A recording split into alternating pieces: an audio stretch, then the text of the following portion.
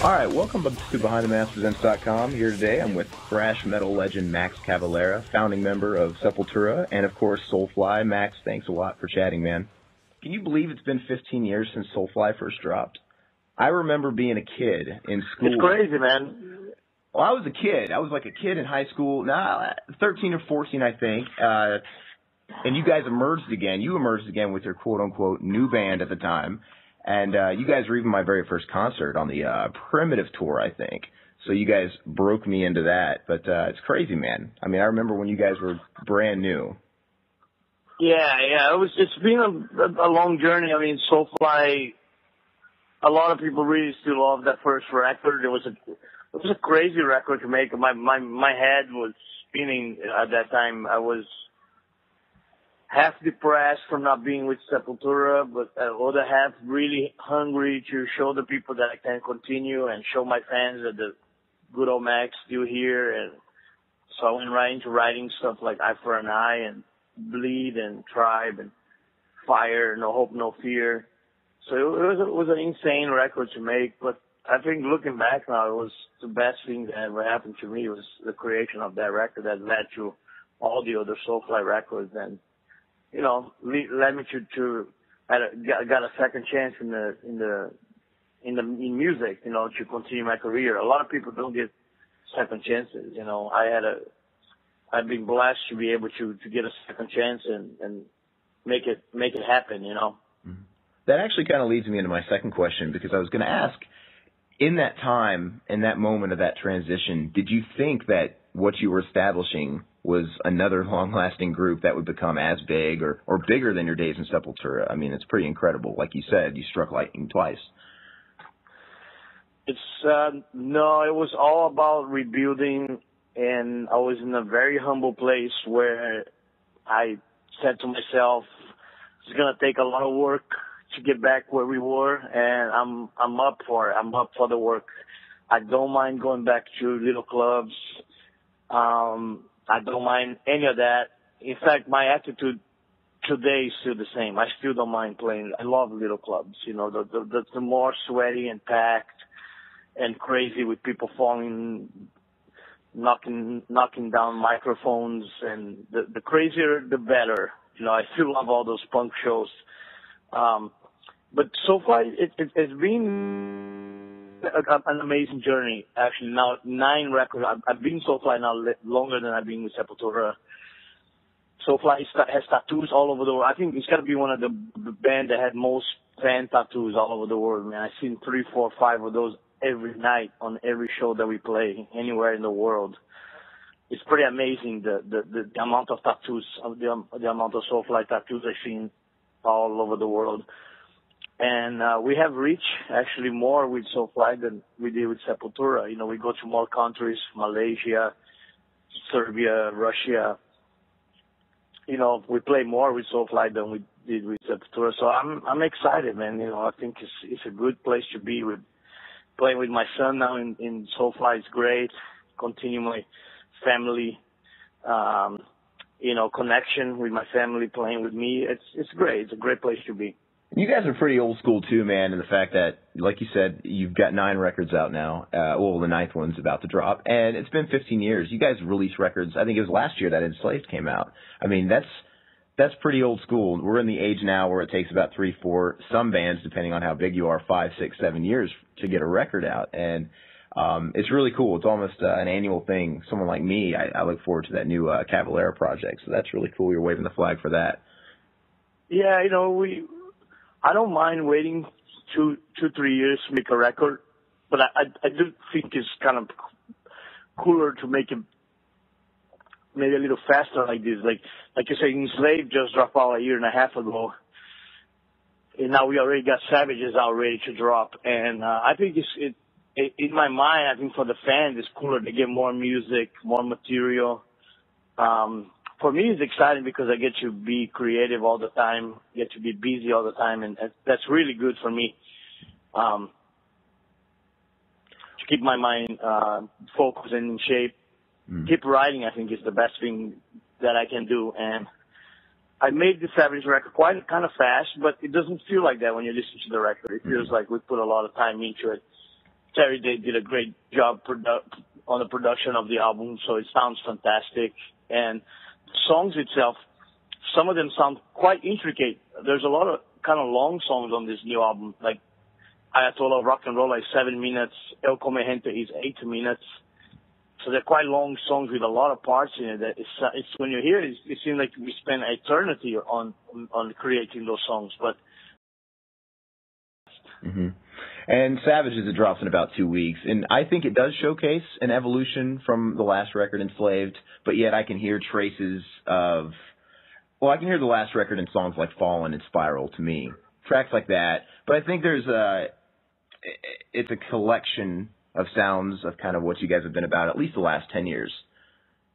It is. That was the idea. The idea was to mix some of the Enslaved extreme vibe that I like a lot, but not make a whole record of that because Enslaved. So that's why I wrote Fallen, Cannibal Holocaust, KCS with Mitch from Napalm Death. Those are more brutal songs that could have been in a Slave record. Then there's some old songs that remind me more of the beginning of the Soulfly career, more like tribal grooves like Bloodshed, Master of Savagery, El Come Gente. They're more kind of like really, This Is Violence. They're really, really groove, like grounded in Soulfly groove that I love. Stuff that started with Chaos AD when we slowed down from our rise, slowed down to Chaos AD, and then we did Roots. That groove is always it fascinated me, the power of that groove, and I always wanted to do metal with that. And then there's some new stuff on the new album too, stuff like Ayatollah of Rock and Rolla, which comes out of nowhere. It's a slide southern rock riff that I created. I'm not even know too much about that stuff, but I had this riff that is like sounding like Clutch, and I was like, so cool, man. What if we had Clutch on this song? You know, that was the idea. So we called New, and New was very excited to be part of a Soulfly album, and he did great, man. He did some talking vocals in the beginning, did some singing in the middle with me, and I named the song Ayatollah of Rock and Roll. It's a crazy name from Mad Max, and to me it's one of the top things of the new album. I think that song is going to surprise a lot of people. Just the killer mix of maybe southern rock, Clutch, Soulfly together is quite a cool combination to hear. It's quite new. It's a unique track on the record. It definitely stands out. It's definitely one of the highlights. And actually, it was probably the big surprise of the record, someone like Neil Fallon, because when you have your guest collaborators on these records, it's always a great mixture of people where you might expect, you got your hard, heavy hitters. You've had people like, Tom Araya and David Vincent. But then there's always the out-of-left field selections like your Sean Lennons and Neil Fallon, who you wouldn't expect. And they always deliver the real highlights, man, and it's a great track. Yeah, it's cool for me to. I love both. I love working with full metal people like Jamie Hanks from I Declare War on Fallen. That's a brutal song. He has some brutal vocals, fucking full-on death metal and awesome and powerful. But you hear that, and then you hear Ayatollah of Rock and Roll. Right out of that, it's so cool to hear the change, the whole atmosphere change when you start talking on the song and you get a new voice in there. To me, that's what makes the album exciting. It's what creates the excitement to hear a Soulfly record. And I think it's almost like the fans always even wonder who's going to be on the next record. It's like they probably play a game in their minds like, oh, I can't wait for the new record to find out who's going to sing on it. And I'm guilty of that, man. I'm part of that. I'm part of that curiosity. I don't know who's going to be on the next Soulfly record, but I got a couple ideas. I just figured you had like a big queue, a waiting list, and it's just like all ready for when you guys are ready to record. I mean, because you have so many. Who's your wish list that you have? I just look in the telephone book and get some names. No. Who's your wish list that you maybe have lined up or you want to try and reach out to? I have this idea. I think is a little bit what Dave Grohl did with Probots. Mm-hmm. His idea was amazing, by the way. I wish I had that idea to make a record like that, because he had the idea of recording with his favorite singers of metal of all time and put all that in Probot. And that was such a cool topic, such a cool idea, that I kind of had this kind of revival. It would be cool to do a Soulfly record one day when I put a lot of the really cool thrash singers together. So it could be Chuck Billy from Testament, Millie from Creator, Tom Warrior from Celtic Frost, now is in Triptychon, Phil from Pantera. If you have an album with all these guys on it, it would have been just fucking amazing. That would be incredible. So that's kind of my wish list. And then one day maybe Ozzy, that just to top everything, do a song with Ozzy one day would be heaven for me. He's your tops? You think Ozzy's your top? Live or dead? If you could pick anybody to be on a record with you, is it Ozzy? Or like, would you go crazy and be like Freddie Mercury? Because he can be dead. Yeah. Well, then if it could be dead, then it'd be Bob Marley. Oh yeah, okay. Now he would fit in a lot well. You could. It would be the first Soulfly instrumental track with vocals, I think, on that one. Right? Yeah. That would be great. That's a good one. Speaking of the Soulfly track, man, once again you guys decided to have that be a bonus track and not on the official track listing. Was it sort of a case like last time where it just threw off the momentum of the heaviness that was going on? Yeah, and it worked out so good on the last record. We gave the fans the choice of if they want those instrumentals, they can get it on a special edition. If they don't like those, they just don't bother. Just buy the regular disc, and it is a little bit of a matter of taste. Those songs are not for everybody, I understand. I like them because they are part of the Soulfly history. We started them in the first Soulfly. Became really cool to do a lot of them. And I particularly like the last one, Soulfly 9, because it's to me, the idea behind it was a Middle East notes and Middle East rhythm combined with half of it going into reggae, melodic reggae. And that idea appealed to me in a really cool way, and it was really fun. And Mark put some very beautiful guitars on top of it, like he always does. The only thing missing a little bit from that track was a little bit of exoticness. I wanted to record it somewhere different in the world, like, let's say, Pakistan or, somewhere Indonesia or somewhere wild like that. And that would be my goal for the next Soulfly 10. When I do Soulfly 10, the next instrumental, I want to record in an exotic place. I want to do it somewhere exotic and different and cool like that to really make that song completely different and strange and wild. But for the moment, it works. I think altogether, it's been a couple of really cool Soulfly melodic tunes. There's been, on Inslave, we had a violin player, did some beautiful violin on top of it. I never had a violin on a Soulfly. We had a couple with percussion, Soulfly 3. Soulfly 2, where Larry McDonald, that played with Bob Marley, played percussion on the track. Some of them had church bells from Russia, like Dark Ages. It's like 10 minutes long now when you listen to the whole thing, and ends with church bells recorded in Russia that I recorded with my DAT machine when I was in Russia. So some of them have really cool things on it like that, If people want to get real creative, you can actually make a mixtape, put on your playlist on your iPod, just put all the instrumentals and just jam all the instrumentals all day long. That would be a Grammy-winning world music album in itself, and it's funny. I will actually do that with my iPod, make a playlist of that and just let it roll all day. I have listened to all. I tried listening to that last year. I listened to all of them consecutively. And, it's funny you say that. It's not casual person's music. I'm a big fan of world music. I listen to a lot of stuff like that, a lot of fusion and stuff. So it's right up my alley. And I can deal with the blending. And I think ever since Mark Rizzo joined the band about 10 years ago, those Soulfly tracks have been real highlights for me. Because, they are really his show a lot of the time. He just shines incredibly on those. Yeah, Mark's a great addition for the band. I love Mark. He's the one guy that when he joined, I was hoping.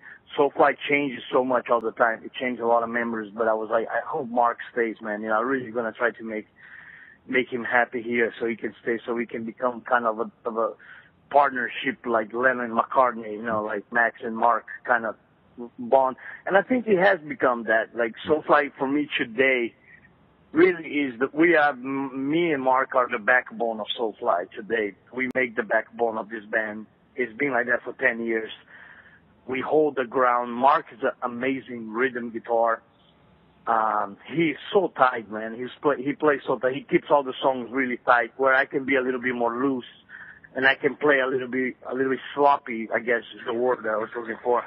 I can be a little sloppy on my playing because he's so tight that it doesn't really matter. You're a little more punk rock.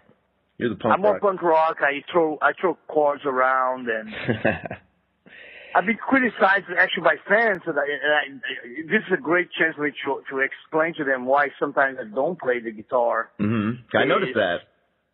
I know, and I get a lot of criticism for that, which is kind of crazy to me that it matters that much. But I just think that sometimes it's fun just to get with a mic without a guitar and just get the crowd going, get them more excited into the song, and have the freedom to move around the stage a little more. And I wouldn't think that would piss them off so much, but I guess it does. So I'm trying to look at it through the eyes of like maybe when I was a kid. Maybe it'd be like going to an old school Metallica concert and James Hetfield deciding not to play guitar. I mean, because this is my opinion. I think you are one of the quintessential riff meisters, you know, especially with some of those old school riffs in Sepultura. I mean, I might have been a little sad if I went and saw you on like the Chaos tour. I'm like, hey, you know what? I'm not going to play guitar today. Like, no, you know, but, yeah. It's only one song, man. What is the song that you like to, is it Blood, Fire, War, Hate? Is that the one? Most times it's Seek and Strike. I try to get the crowd get really into it, and a lot of times I don't. And a lot of times the middle part of or Eye for an Eye, where I get the crowd chanting Eye for an Eye, halfway through I kind of let my guitar go and just get into the crowd, and then Stage Dive when I feel the vibe is up. I do Stage Dive. I did one in Rio. It was insane. Nobody catch me. I ended up hitting the ground. I was so in shock, like, those motherfuckers. First Stage Dive I do in Brazil in 20 years and they don't even fucking catch me. Are you kidding me? Feel betrayed. Yeah, but it was fun. Well, see, yeah, I mean, that's great too. It's the punk rock attitude. It doesn't have to be perfect. It doesn't have to be, it's spontaneous. If you don't want to play guitar for a verse or a chorus, you want to jump into the crowd, land on the floor, that's still punk rock. And Mark Rizzo, criminally underrated, amazing lead player too. And this is no disrespect to anybody else you've ever played for or played with, and even Andreas Kisser, but he is your best guitar player. He's the most precise, and this might be sacrilege, but I honestly think he plays some of those Sepultura songs even better. You know? Yeah, he's amazing, man. You know, he's quite.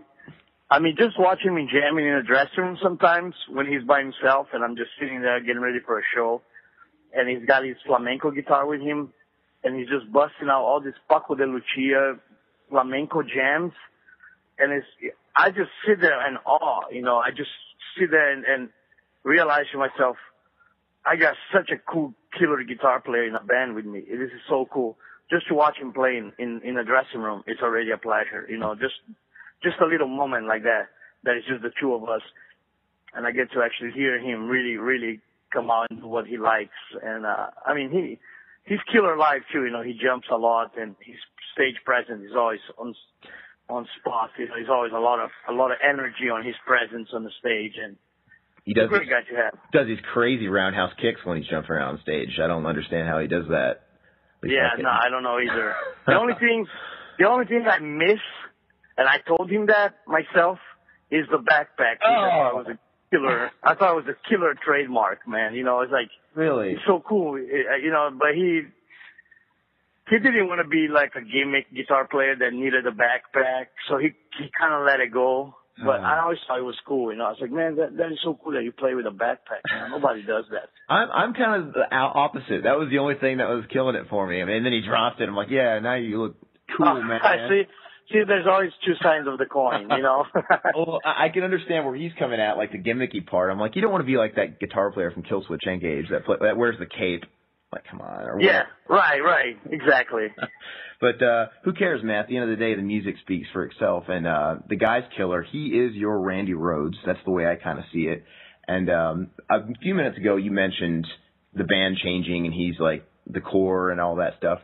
Speaking of that, right now you got your son Zion playing. I remember that you had said that you would be finding a permanent Soulfly drummer because you felt like he had to establish his own thing. But has the story changed on that a little bit? Is it starting to get really comfortable in a settled lineup, or what's the story with Zion?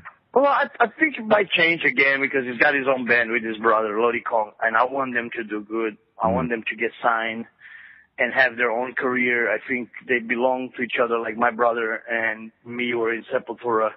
Zion and Igor should have a great future together playing music, in Lodi Kong. And for me to find a new drummer for Soulfly is no big deal. It won't be a big thing. Although I'm really enjoying it right now, playing with him is killer. And I actually told him that, I'm in two bands. I'm in Cavalera and Soulfly, and it's okay to do two bands, and it doesn't matter. And if you're up to, you can be with Lodi Kong and Soulfly for a while,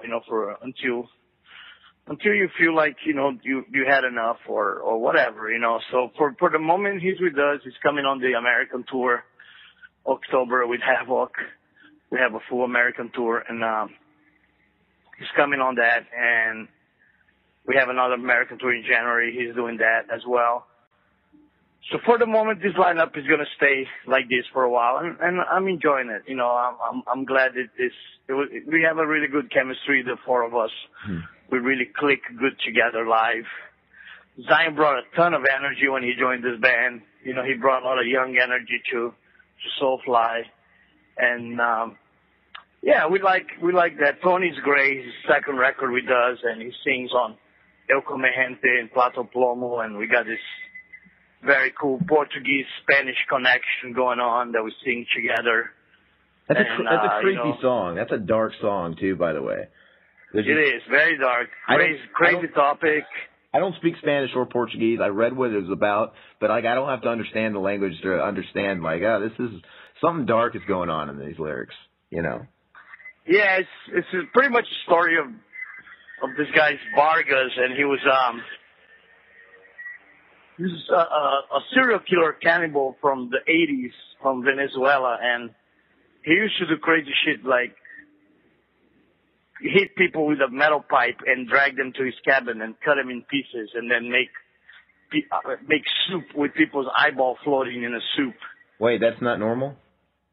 Shit like that. So when I read that, I was like, oh my God, I can't believe nobody has done a song about this guy. I can't believe nobody has done a movie about this guy. Yeah. I gotta call Spielberg, man. Hey, you're missing out. Yeah. It was such a crazy, great story, and he's in a madhouse today. And me and Tony did a little research on the internet. We found a lot of facts about him. We saw interviews. There's actually jail interviews with him when he talks about, in his mind, it's perfectly normal what he did. He doesn't see that as absurd or crazy or anything like that. I'm surprised. So it was a story that needed to be told, and I'm glad that we did. And it's again, Mark Rizzo shines in the end of this track with this 3-minute flamenco Led Zeppelin folk piece that he created. Mm-hmm. I don't even play on this part of the song. I was like, Mark, you just do it, man. You got it. You can just do it yourself. Do everything on it. And he play all the acoustics, all the flamenco and beautiful, clean nylon strings guitar on top of it. And to me, when I listen to that part, it's like floating around a mountain or something. It's like really, really cool. It takes you to a different place. And that's kind of what I like about Savages, is that it does have these moments where it takes you to a completely different place than the rest of the record. And I really like these passages on Savages, like Ayatollah and the end of Come Gente. I really enjoyed those. I think those are really, they came in the right time, made the album more diverse, and made the Savages be a little bit more interesting than the regular record that's out there. Mm-hmm. It's funny you talk about that song and the lyrical themes behind it. It's funny because when I read about the themes behind it, I was thinking to myself, I'm surprised Slayer hasn't gotten to this one yet. That's it's always been like Tom Araya's forte, writing about different serial killers and things like that. So Savages is, I know Enslaved was probably definitely your heaviest record and your this is your darkest, if that makes sense. For me, it is. I listen to Bloodshed when that opens the records. That last bit of Bloodshed, the real slow, and you're speaking over it. You know what I'm talking about? And that creepy melody. That is one of the darkest things on that entire. And it's really eerie. And that kind of darkness shows up in a track like the one we just talked about, in a track like Bloodshed and Spiral. Dare I say that reeks of Celtic Frost. Am I a little wrong when I say that? It just reminds me of like Celtic, very doomy, and it's incredible stuff. Yeah, it's great, and I admire comparison like that with great bands like Celtic Frost, and I also the ending of Bloodshed was kind of a tricky one. I had two options in front of me. I could go slower and with a clean guitar like Mark did. It's kind of like Kalisa a little bit to me, a little bit melodic like Kalisa, and I did some talking. Or I could went totally 360 degrees the other way and ended fast like Prophecy. Mm-hmm. But for some reason, when he played those clean notes, it was so eerie and so dark, and I did the talking about the black hole and the swarm of the locusts, and it just felt so cool, man. It was really moody, and I think was the right choice. You know, it would have been cool to end fast like Prophecy. I think it would have been a cool ending, but I think the way it ends now is more special. Actually, it's more creepy and moody and eerie, like you said. You know, so I'm glad we stick out with that ending for Bloodshed. The first time I listened to it, I literally laid in my home with the lights off, and I was listening to it in surround sound. And when that part came up, I just kind of felt like a circle of men in cloaks were going to appear around me and sacrifice me on a rock or something. That's a good feeling. That's a good feeling. That's an amazing, special feeling. And I wanted to say also, you mentioned Soulfly. Finding a drummer's no problem. I hear Dave Lombardo's available. Huh? Would you ever reach out to him? Yeah, it's possible. I mean, anything is possible. I'm more, kind of like, I like what we did with, with Dave Kincaid on Enslaved. So I was kind of looking, maybe find a drummer that could play that kind of style and also plays regular tribal metal, because that was the only problem with Kincaid. He couldn't play original old Soulfly material, and that became a little bit of an issue live. It was the songs did not sound right, and but I really enjoyed especially the double bass and the blast beats and stuff like that. I really kind of enjoy. So, but Dave Lombardo can do that too. He's done it in all Slayer. Just listen to freaking Chemical Warfare, and that's just amazing itself. So yeah, it's a possibility. We just got to see what happens and see where the future leads us. Mm-hmm. Switching gears just a little bit, you ended your long and lengthy relationship with Roadrunner Records, and you're now currently on Nuclear Blast, which to me is sort of like Roadrunner was in the 80s and early 90s, as far as they're sort of like the premier metal label. How did all that come about? What caused you to leave Roadrunner after so long? Our contract was up with Roadrunner, which wasn't Roadrunner in the end anymore. It was more like Warner. Everybody's been fired. All the good workers have been fired from there, and that for me it wasn't the same label that it was in the 90s. So we really didn't feel at home at all, and although Enslaved was a big success and it sold really good, and when people got wind that we got let go, there was 5 labels chasing Soulfly, tried to sign us, and Nuclear Blast just seemed to be the strongest one. They just had, and also Monty went there, and I had a relationship of 30 years working with Monty, and I didn't want to break that circle, and I would like to continue working with him. We worked really good in the past. He has found me all the producers from Soulfly, Zeus and, Andy Wallace, Rose Robinson, so all these great guys. So When we went to Nuclear Blast, I really feel it's a label that understands metal. That it does remind me of the Roadrunner of the night, with the people there, they're metal fans, you talk to like Charles that does the media, and he's he sings for Abysmal Dawn, which is a band that I like, and so I already wear his shirts in some photo shoots, and I went to visit them in the office, and I was like, hey man, I fucking love your band, and it's so cool to work with somebody like that in the label. They're metal fans. That's crazy, man. I'm sorry to interrupt. Connect like that, So it's cool, So it's a great feeling. Gerardo also is a great metal guy, metalhead. So it's a label full of metalheads that love metal. And when we delivered Savages, they were so happy with the record. They loved the record, and they're gonna try to do as much to be a big success for Soulfly and be a big success for Nuclear Blast as well. So we all gonna try to do this together, as a team. Mm-hmm. I had no idea that Charles from Nuclear Blast was Charles from Abysmal Dawn. That's who I've been talking to all this time. Yeah, they're a killer band. Absolutely. That's crazy.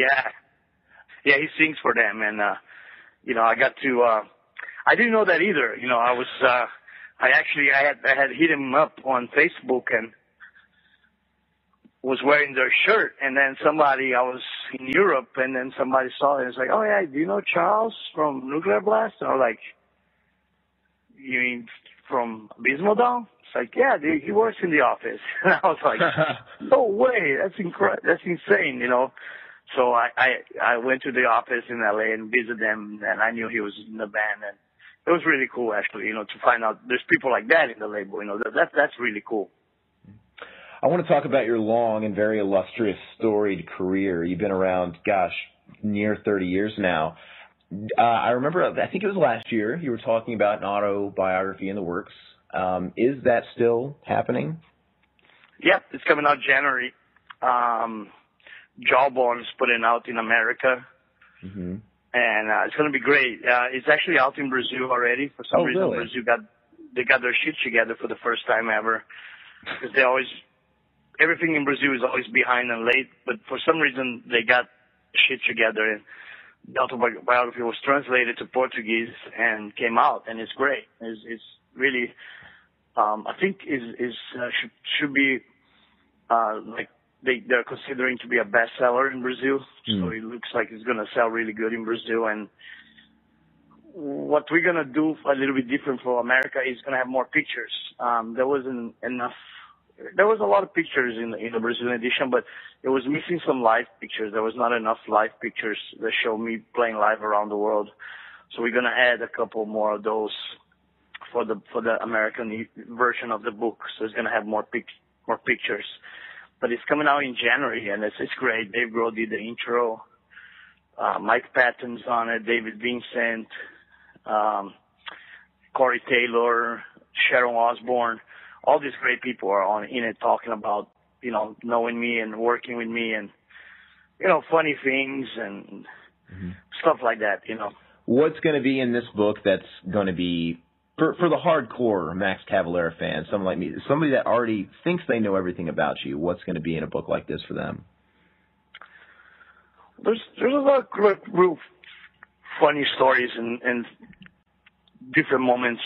There's the time I met Dino, for example, from Fear Factory, and we both stepped out to go to the bathroom, and there was a poser piece in between me and Dino, like a full-on glam guy, like a Poison guy, Cinderella, hairspray, and, cowboy boots.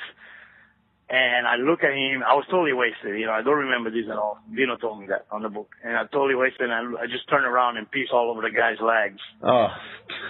And then me and Dino just started laughing in the bathroom, and that's how we met.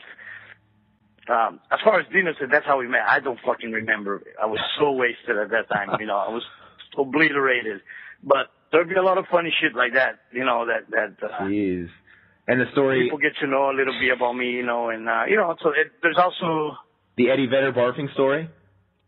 Also, that's going to be there. That's a famous one. That became a myth, and it's crazy. And there's always also true serious thing like the Split from Sepultura. I tell the whole story in my eyes, in my mind, how I see what happened with those guys, for people to understand finally once for all why there was bad blood between us, you know, after all these years of jamming together and being in like a brother type of band, which actually had my brother in a band.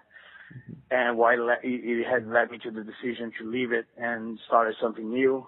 And, you know, deals with a lot of stuff that people need to know about me. And quitting drugs and quitting alcohol, you know, after 30 years of abuse. And, you know, it's cool. It's a cool story. I think it's a story that needed to be told. And I think it's going to be a good reading for a lot of people. Absolutely. Look forward to that, January 14. I want to ask you another question about your long career. If you could pick, I know it's like choosing a favorite child, so I'm not going to ask you that question, but if you could pick one album, besides the new one, of course, because that's just not fair, that you would say is your crowning achievement or is just the most special to you, like if you could only take one of your records to a desert island to have remembrance for, what album would that be in your entire 30-year career, besides the new one?